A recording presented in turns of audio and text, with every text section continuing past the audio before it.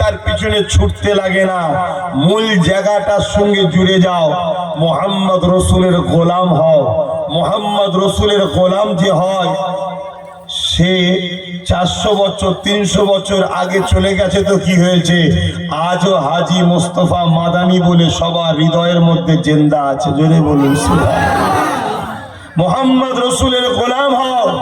মোহাম্মদ রসুলের গোলাম হলে 800 বছর আগে চলে গেছে সুলতান হিন্দ গরিবে নওয়াজ খাজা মঈনুদ্দিন আজমিরি রহমাতুল্লাহ আলাইহি আজও পৃথিবীর কোটি কোটি মানুষের হৃদয়ে রয়েছে।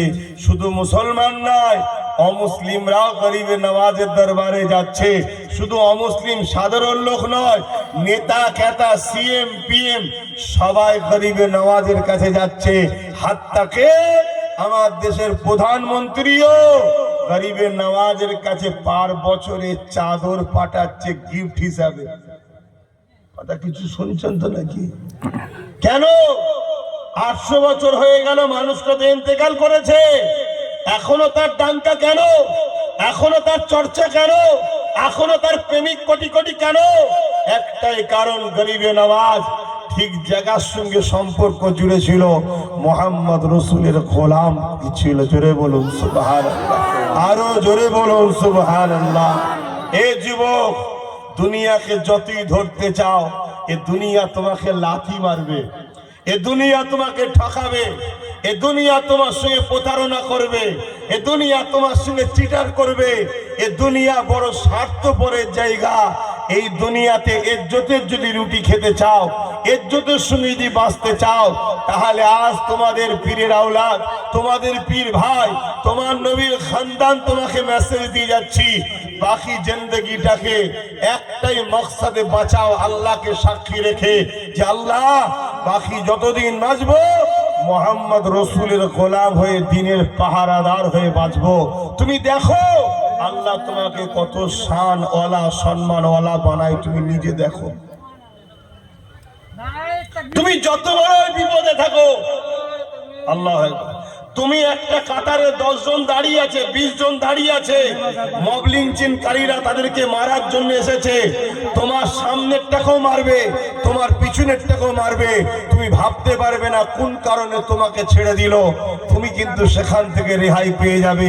এ কারণ অন্য কিছু নয়, তুমি যার গোলামি করছো সেই মদিনাওয়ালা আল্লাহর কাছে তোমার বিপদ থেকে উদ্ধার করবে। জোরে বলুন সুবহানাল্লাহ।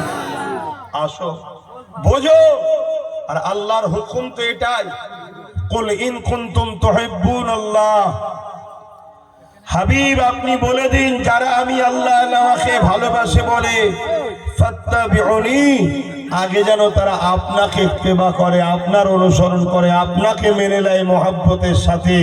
তাহলে কি হবে?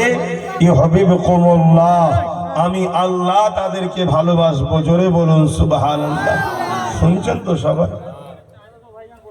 কি গো সবাই শুনছেন তো? হ্যাঁ, আল্লাহকে যদি কেউ ভালোবাসতে চান তবে তো আল্লাহ আপনাকে ভালোবাসবে নাকি? আপনি যদি আল্লাহর হন তবে তো আল্লাহ আপনার হবে, তাই তো নাকি? তো সেই জায়গায় আল্লাহ বলছে কেউ যদি আমাকে ভালোবাসো তাহলে শর্ত হলো আগে আমার হাবিবকে ভালোবেসে মেনে নাও। যারা আমার হাবিবকে ভালোবেসে মেনে নেবে, ইউহিব্বুকুমুল্লাহ, আমি আল্লাহ তাদেরকে ভালোবাসবো। জোরে বলুন সুবহানাল্লাহ। আর আল্লাহ যার হয়ে যাবে তার কোনো সমস্যা আছে? ওয়াগফিরু লাকুম যুনুবাকুম, আল্লাহু গফুরুর রহিম, আল্লাহকে তারা বড় দয়ালু মেহেরবান পাবে।